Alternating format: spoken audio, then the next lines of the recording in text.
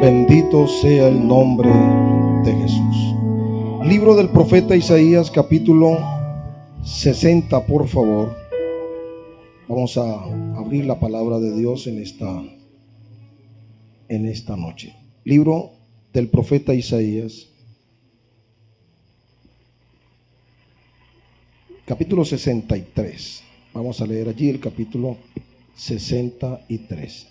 Mientras encontramos el pasaje, quiero saludar muy especialmente a nuestro hermano Álvaro, presidente de nuestra iglesia.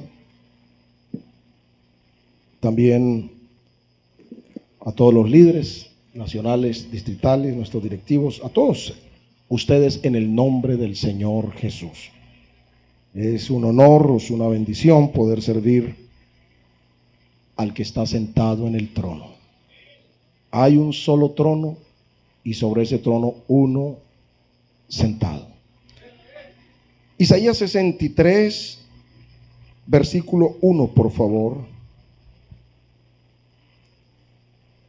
¿Quién es este que viene de Edom de Bosra con vestidos rojos? ¿Qué más dice?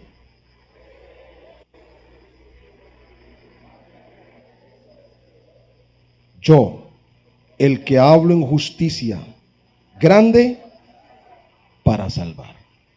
Por favor, siéntense, ya oramos.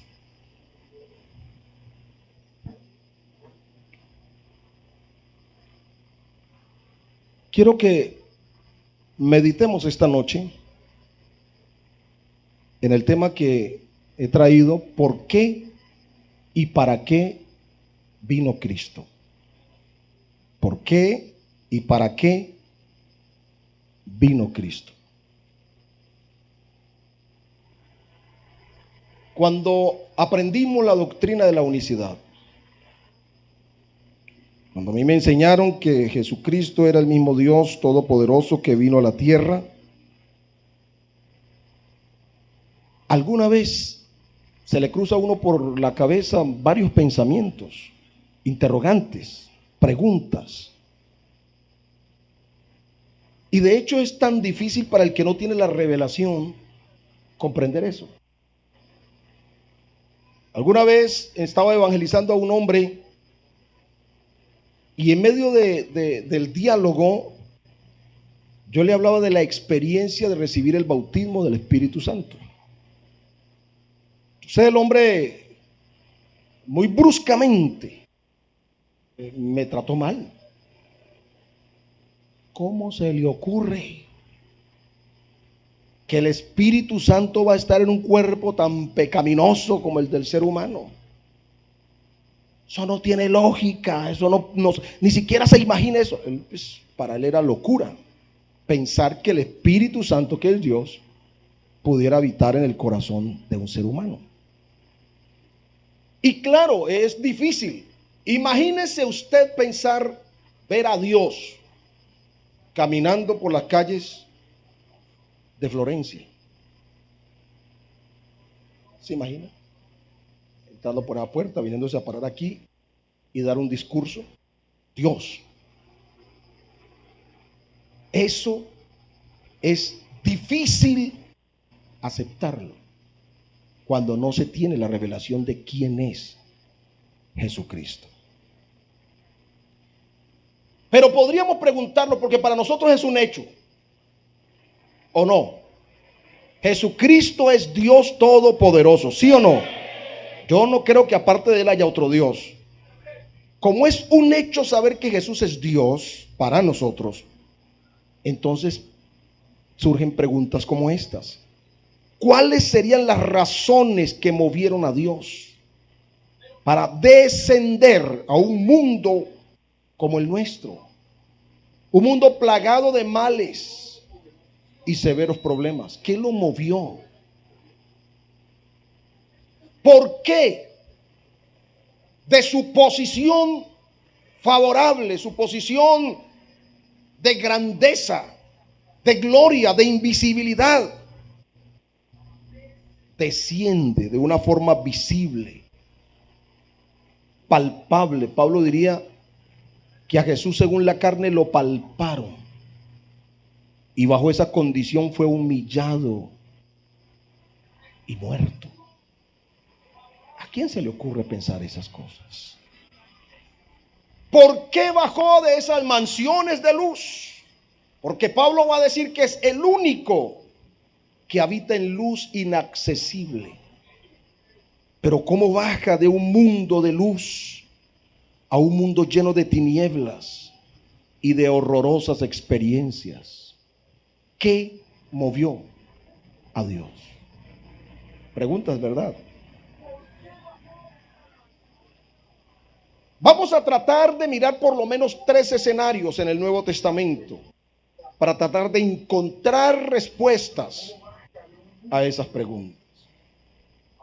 El Salmo 50 va a decir: Dios, si yo tuviera hambre no te lo diría a ti, porque mía es la tierra y su plenitud.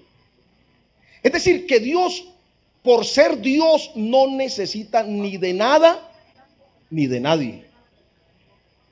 Los seres humanos a veces nos arrogamos algunas, ¿qué digo yo?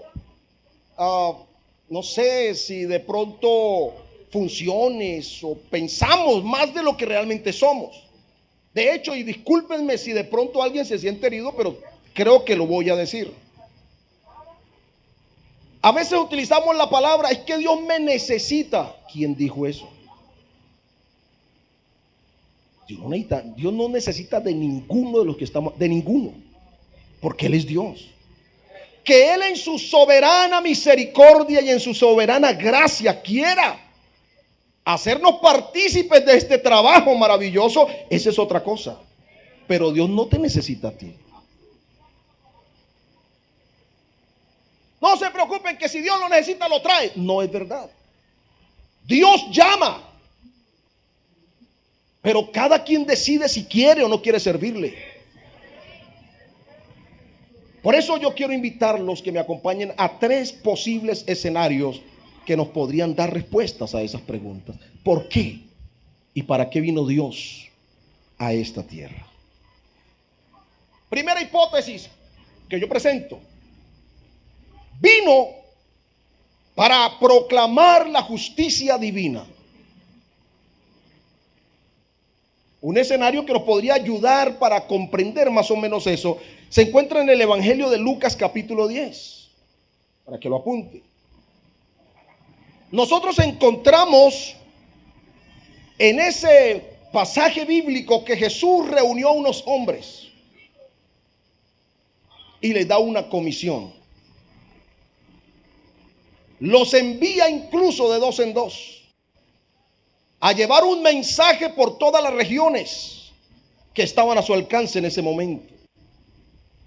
Y cuando uno hace el análisis, hasta ese mismo momento en que Jesús envía a esos hombres, nadie se podía justificar para con Dios de manera que pudiera utilizar hechos humanos para hacerlo.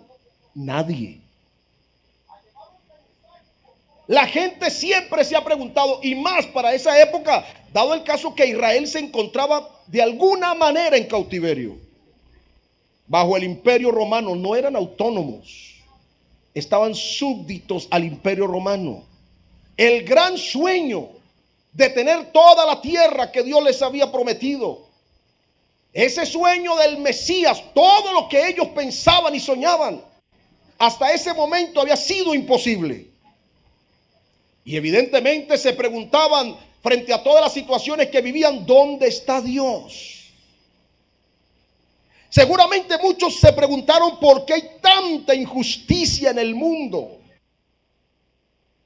Porque aunque los hombres o el imperio romano estableció cierto grado de justicia, eso no alcanzaba para la realidad social y espiritual de la gente de su época. Pero en medio de todas esas interrogantes y de las condiciones que vivían, Jesús preparó a 70 hombres, personas normalitas como usted o como yo. A veces miramos los personajes de la Biblia como si ellos realmente fueran superhéroes. Los miramos como los superhéroes que nos vende Hollywood. Encontramos en Elías a este transforme que echa fuego. ¿Sí o no? Encontramos al otro que hace que caiga polvo y el polvo se convierte en piojos y una cantidad de cosas extraordinarias. Y creemos que ellos eran superiores a nosotros. Y así lo hemos visto. Pero cuando uno lee la Biblia se da cuenta que eran hombres comunes y corrientes, pero que se pusieron en las manos de Dios. ¿Cuántos dicen amén? Estos 70 personas eran normales como nosotros. Y Jesús los organizó de dos en dos y los envió por las regiones a proclamar un mensaje: la justicia divina, la justicia del reino de Dios. Y me llama la atención que cuando ellos regresan con un informe. Es un informe alentador. Es un informe que evidencia que los efectos del pecado, hasta ese momento que nadie los había podido tocar, ahora se siente en el ambiente que los efectos del pecado se están sacudiendo. La enfermedad desaparece, muertos resucitando, y hasta los demonios saliendo de la gente al invocar el nombre de Jesús. Eran hechos extraordinarios. ¿Cuántos dicen amén? Todas estas fuerzas que son efectos del pecado estaban siendo controladas por el nombre que ellos invocaban al proclamar la justicia del reino de Dios. ¿Estamos o no estamos? Y ojo, porque cuando ellos le informan a Jesús las cosas que estaban sucediendo, obviamente les llama la atención. Un momentico, muchachos, cálmense. Eso es normal, tiene que pasar. Porque de aquí en adelante ustedes van a saber que están en un reino diferente. Aunque somos personas comunes y corrientes, en nosotros se operó un milagro. Dios ha transformado nuestra naturaleza. Ahora somos hijos de Dios. Pero también nos dio una comisión, y con la comisión nos dio una autoridad. Entonces Jesús dice: está muy bien, muchachos, pero no se gloríen de esas cosas. A veces me asombro cuando uno escucha predicadores que hacen alarde de las cosas que ellos hacen, porque echan fuera demonios, o porque un demonio alguna vez le dijo: no me toques, que me quemas. Entonces ellos se creen el cuento que son poderosos. No existen hombres poderosos, hay un Dios que es poderoso. Los demás somos solo instrumentos en las manos de Dios. Aleluya. Por eso les dice: no coman cuento. Perdónenme, así hablamos, ¿no? Expresiones muy bayunas. No coma cuento, porque los demonios se le sujetan. Gran cosa, no, señor. Lo grande de esto es que sus nombres están escritos en el reino de los cielos. Y le dice: miren, muchachos, yo veía a Satanás caer como un rayo. En otras palabras, Jesús les está asegurando que el reino de Satanás está siendo derrotado y se está estableciendo un nuevo reino que está por encima de todo otro reino. Alabe la gloria de Jesús. Es probable que ese primer escenario nos brinde respuestas a las preguntas que hemos establecido. Pero quiero presentarles un segundo escenario y una segunda hipótesis. ¿Por qué vino? Él vino para establecer su reino, su iglesia. Escuche esto. El escenario es la última cena. Tal vez usted ha leído bien el pasaje. Jesús les había dicho a sus discípulos que Él había vencido. Él les dijo: confiad, yo he vencido al mundo. Pero ¿cómo reconciliamos esas palabras de victoria con un escenario triste que se está presentando frente a ellos aquella noche? ¿Cómo reconciliar esas palabras de triunfo con todo ese clima de tristeza que rodeó aquella noche mientras él comía con ellos. Todos sus discípulos lo oyeron decir: esta noche el Hijo del Hombre será entregado en mano de pecadores y lo matarán. ¿Tú te imaginas? Es un ambiente contradictorio. Él le dice: yo he vencido. Ah, no, si él venció, hay que estar confiados porque él es nuestro maestro, es el que nos está enseñando y nos está diciendo que confiemos, listo. Pero después le dice: me van a matar. ¿Cómo? Cuando uno lee en los evangelios esa escena, ese escenario de la última cena, uno se da cuenta cómo sus discípulos se sienten fracasados. Él anuncia: uno de ustedes me va a entregar. Ya ustedes saben todo lo que pasó. Salieron después de que comieron la Pascua o comieron la cena, fueron a la montaña donde él solía ir.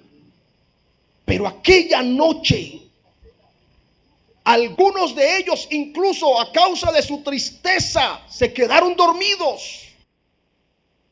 Y cuando llega aquella multitud con palos y con piedras para arrebatar a su maestro, todos huyeron, sintiéndose fracasados, porque ahora su maestro, el que había estado con ellos más de 3 años, a quien habían visto con tanta autoridad, con tanto poder y desafiar al imperio romano, ahora lo ven llevado, atado y golpeado. Todos huyen.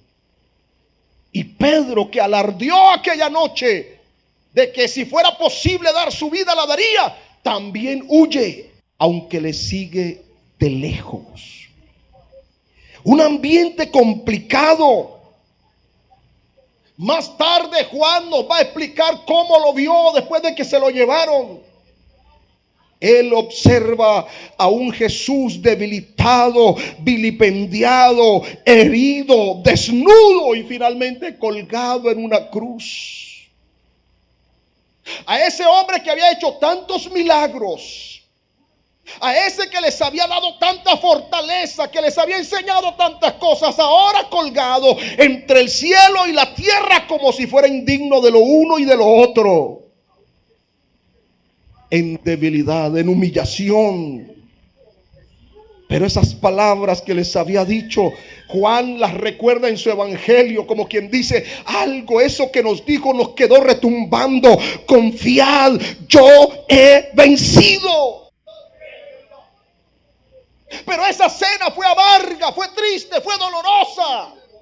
Recuerdos muy dolorosos aquella noche que se lo llevaron y ahora lo veo colgado en el madero. La fe languidece frente a un escenario de esa naturaleza. Yo puedo confiar mucho porque me prometió mucho, pero cuando lo veo en debilidad y en desgracia, yo digo: ¿y entonces este que me prometió a mí qué? De hecho, incluso sus enemigos decían: a otro salvó y ahora no se puede salvar a sí mismo. Otros le decían: desciende de la cruz. Pero las palabras "yo he vencido" estaban marcando la vida de Juan, de los apóstoles, y solo entienden completamente el poderío de esas frases cuando al tercer día unos rumores se hacen realidad. Hay quienes dicen que lo han visto y realmente está vivo. Unas mujeres van al sepulcro. ¿Se acuerdan? Bien de mañana, tal vez 5, 4, no sé. Antes de salir el sol, ellas van y van discutiendo quién nos va a abrir la tumba, quién va a mover la piedra. Pero cuando llegan, la piedra está corrida, el acceso a la tumba está abierto y hay un personaje que le dice: ¿por qué buscan entre los muertos al que vive? Él no está aquí, sino que ha resucitado.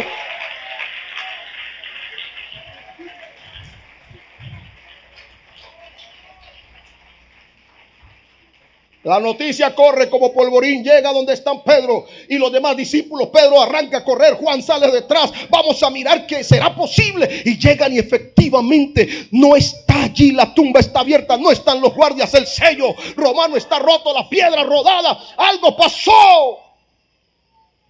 De hecho, el discípulo que corrió con Juan, dice la Biblia, vio y creyó. Como quien dice, aunque había escuchado la palabra de Jesús, yo he vencido. Eso estaba en tela de juicio, porque ¿cómo es que ha vencido y está muerto? Pero ahora se dice que Él vive, porque fue suelto los dolores de la muerte. Y es el primero que murió y resucitó para nunca más volver a morir. Por eso en todo Él es el primogénito. ¿Por qué no aplaude esa gloria bendita esta noche? Aleluya.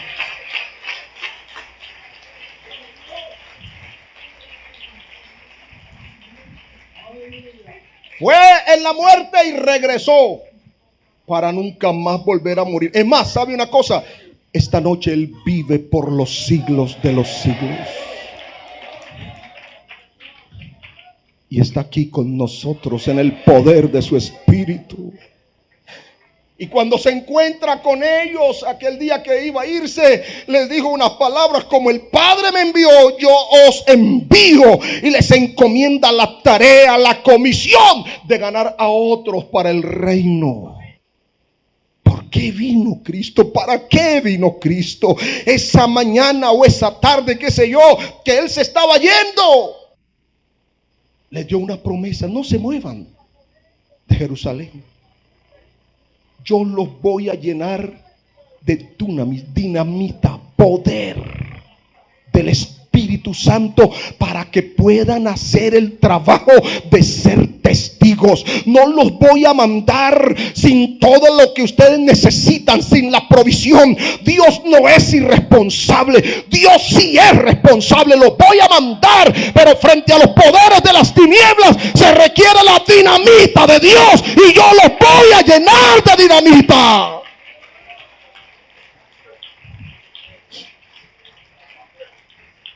Entonces la respuesta podría ser que Él vino a establecer a un grupo de personas salvas por su gracia, para que fuera una entidad capaz de transmitir el mensaje del reino que salva y que da vida eterna. Usted está aquí porque otro le habló de la palabra. Bueno, parece que poquitos, pero estamos aquí porque Dios usó a otro. ¿Será posible que esta hipótesis que yo les planteo sea verdad? Pues parece que hay amplia y suficiente evidencia en la palabra para poder aceptar que Él vino a establecer su iglesia. Oh, adorado sea su nombre. Pero formó hombres normalitos, llenos del Espíritu Santo, para que trabajáramos en pro de su obra. Somos colaboradores de Dios. Número 3, tercer escenario, tercera hipótesis para terminar mi sermón. La pregunta, imagínense ustedes que para esta hipótesis yo tendría que hacer una pregunta: ¿por qué tuvo que irse Él? Imagínense.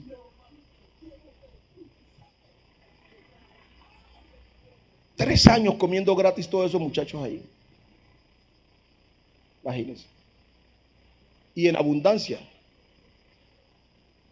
3 años siendo instruidos por un maestro gratis. 3 años, además de ser instruido, a quienes de alguna manera les transmitió cierta autoridad y poder para que hicieran milagros. Usted se imagina, yo imagino a Pedro cada vez que hacía un milagro extraordinario, ¿cómo sería? Él era bien emotivo, comentando con los demás: ole, mira cómo me usó Dios, mira y tal. Y me imagino, ¿no? Usted sabe que uno, incluso cuando uno está empezando el ministerio, que ocurren fenómenos, a veces los comentamos y nos entusiasmamos. Un maestro como Jesús difícilmente se encuentra en otra parte, pero ellos están tan amañados con Él que quieren tenerlo siempre, hasta que un día Jesús les dijo: muchachos, me voy a ir, me tengo que ir. ¿Pero cómo? Señor, es que estamos bien, estamos contentos. ¿Por qué se va a ir? Y me dijo, es que a ustedes les conviene que yo me vaya. Les conviene que yo me vaya. ¿A quién le va a convenir que Jesús se vaya? Si mientras estaban con Jesús nadie los tocó. Hubo amenazas de muerte. Un día iban a matar a Jesús a piedra y se les pasó por el medio y se fue. Críticas iban y venían, pero estaban con el maestro, estaban tranquilos. ¿Qué necesitaban? Nada. Pero ahora Él le dice, se van. O mejor, me voy. A ustedes les conviene que yo me vaya. A nadie le conviene que Él se vaya. Pero hermanos, sus seguidores eran hombres sujetos a pasiones, a debilidades, a dudas, a posibles fallas. Pero Él quería garantía de su trabajo. Jesús quería que su trabajo no se perdiera. Si Jesús los deja tal como eran ellos, es probable que se hubiera perdido el trabajo. Pero como delante de Él no hay nada, Él lo tiene todo fríamente calculado. A Dios nadie lo coge cansado. Si Dios sabía que Adán iba a pecar, entonces Dios sabía todo lo sabe. Ya tenía un plan de redención. Dios conoce tu pasado y te lo perdonó. Dios sabe tu presente y conoce tu futuro. Él tiene todo está planeado. Solo basta que usted se meta en el plan de Dios. Eso es todo. Les conviene que yo me vaya. Y es posible que esta respuesta o esta hipótesis sea la respuesta a esta tercera pregunta. ¿Por qué tuvo que venir? ¿Para qué tuvo que venir? Lo primero entonces para responder es por qué se fue. Escuche esto. Dios quería garantía de su trabajo. Si llama a un hombre normalito como somos todos nosotros y nos envía así, no más, nadie es capaz. La Biblia dice que ni siquiera en sus ángeles confían. Para un trabajo como este, nadie era capaz. Ni ángeles. No había otro Dios. Ningún demonio puede hacer esto. Y los hombres mortales, con vidas cortas, llenos de debilidades y de pasiones. Y este trabajo es muy serio. Ayudar a salvar a otros es un trabajo grande. Esto no tiene una explicación mínima. Esto es un milagro. ¿Cómo es posible que una persona que nada lo pudo cambiar en el mundo, ni las lágrimas de su mamá, ni los reformatorios, ni las cárceles, ni siquiera porque lo hubieran tenido muchas veces para matarlo, cómo es posible que llega a una de nuestras iglesias y escucha un mensaje y a veces son tocados profundamente y de la noche a la mañana sin explicación alguna su vida cambia dramáticamente? La psiquiatría va a decir que eso no puede ser, que la persona va a seguir siendo la misma. La psicología dice que no podrá cambiar, pero en la Biblia y en la experiencia sabemos que Dios sí hace milagros. Dios transforma la vida de los seres humanos. Alguien que haya sido transformado, que testifique esta noche con un aplauso al Rey de Reyes y al Señor de los Señores.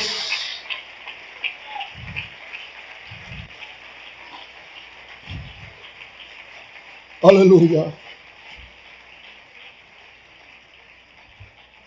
Les conviene que yo me vaya porque Dios manifestado en carne, escúchenme bien, desde la perspectiva de su cuerpo estaba limitado en el tiempo y en el espacio. Como Dios lo sabe todo, pero en su cuerpo estaba limitado. A unos kilómetros de llegar a Betania le dice a los muchachos, porque sabía como Dios, ¿cómo les parece que nuestro amigo Lázaro se durmió?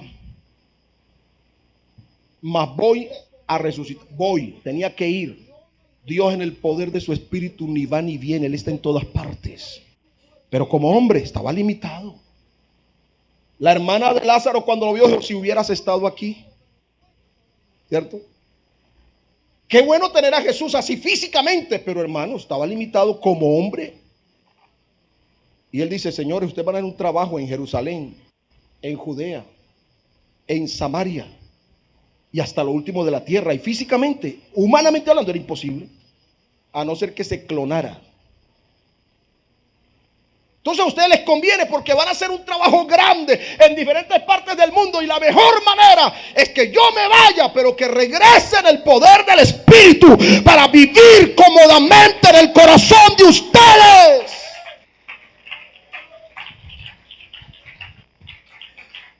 Oiga, se vino. Ese día de Pentecostés, el mismo Jesucristo, que es el mismo Espíritu Santo, se vino para vivir para siempre en el corazón de sus hijos. Esta noche los que tenemos el Espíritu Santo, tenemos al Todopoderoso en nosotros. Aleluya. Ya no es el tabernáculo, ya no era el templo de Salomón ni el templo de Herodes. Dios se cansó de vivir encerrado en 4 paredes. Los israelitas, cada que querían adorar, tenían que orientarse hacia el templo, porque ellos pensaban que Dios vivía allá encerrado, y ellos no supieron nunca que Dios se salió de las 4 paredes. Pero cuando Él vino a fundar la iglesia, no la encasilló su presencia en 4 paredes, sino que decidió meterse cómodamente en el corazón de sus seguidores. Por eso donde vamos, llevamos la presencia de Dios con nosotros. Oh, es Cristo en nosotros, la esperanza de gloria. Aleluya. Se metió en frágiles hijos del polvo. Dios se tomó los cerebros débiles de hombres y mujeres tímidos para hacerlos su templo, y ahora somos su habitación, somos su morada. Esta noche Él corrió el riesgo con nosotros. Escúcheme esto. Nosotros somos seres humanos, y entre los seres humanos nos matamos por cosas baladíes. Estos días en Cali alguien mató a otro por unos, no sé, como por 100 pesos, no sé. Intolerancia. Y si usted me pregunta a mí, hay cosas que Dios hizo que yo no haría. Si yo sé que este hermano que está aquí es ladrón, aunque está en la iglesia, o por lo menos asiste al culto y es bautizado y dice que creció el Espíritu Santo y canta y todo lo demás, pero yo sé que el ladrón yo no lo pongo de tesorero nunca. ¿O usted lo pondría? ¿Cierto? Si yo sé, hay evidencias fuertes, totalmente, videos, todo lo que quiera, y sé que el ladrón, ¿cómo lo pongo de tesorero? Pero Jesús puso a Judas. Ustedes saben que hay ideologías, y las ideologías enfrentan a los hombres y los hacen matarse. Y llamó a uno que tenía cierta ideología y llamó a otro que tenía cierta ideología. Había uno que era aborrecido por los judíos porque cobraba impuestos para Roma y además robaba. Y había otro que pertenecía a un grupo que odiaba a los publicanos, y los llamó a los dos para que fueran sus discípulos.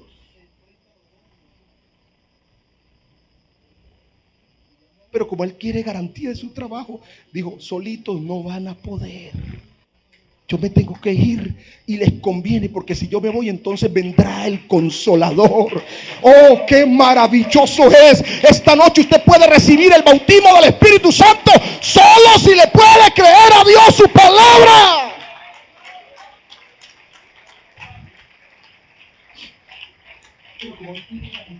Si me pregunta quién era yo, esta tarde le conté algo. Mi adolescencia. Difícilmente yo confiaré en una persona que no tiene la capacidad todavía, madurez. Pero Dios se ha confiado en los jóvenes. Se quedaron callados. El concepto de los jóvenes en el Antiguo Testamento era un concepto bien complejo. No saben, son inmaduros, no tienen experiencia, y es verdad todo eso, pero poquito. Ay de ti tierra, cuando tu rey es muchacho y sus príncipes. Pero en el Nuevo Testamento, Por eso que hemos recibido de Dios, el apóstol Juan dice: os escribo a vosotros, jóvenes, porque sois fuertes y habéis vencido al maligno. No porque seamos fuertes en nuestras propias fuerzas, sino porque el que está en nosotros es más poderoso que el que está en el mundo.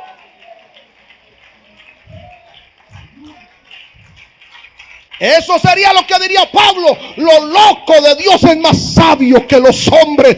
Dios te escogió a ti, Dios me escogió a mí para que hiciéramos el trabajo. No estamos aquí ni por casualidades, ni porque nos dio a nosotros en la cabeza la gana de estar aquí, perdónenme la expresión. Nos llamó con propósitos definidos. Allá en su barrio, en su pueblo donde usted está, hay todavía gente que se está perdiendo. Hay gente que se está muriendo sin Cristo y Dios se está jugando todo contigo. No es para que nos reunamos aire acondicionado y cantemos bonito. Sí, eso está bien. Nos la gozamos, brincamos, saltamos, sudamos la camiseta. Muy bien, pero Dios quiere algo más. Dios te llamó para que pregones la justicia del reino, para que le digas a otros que hay un Dios verdadero que vino a esta tierra en semejanza de carne de pecado y pagó en el Calvario por nosotros, y Él es el que da libertad y liberación y transforma la vida del hombre.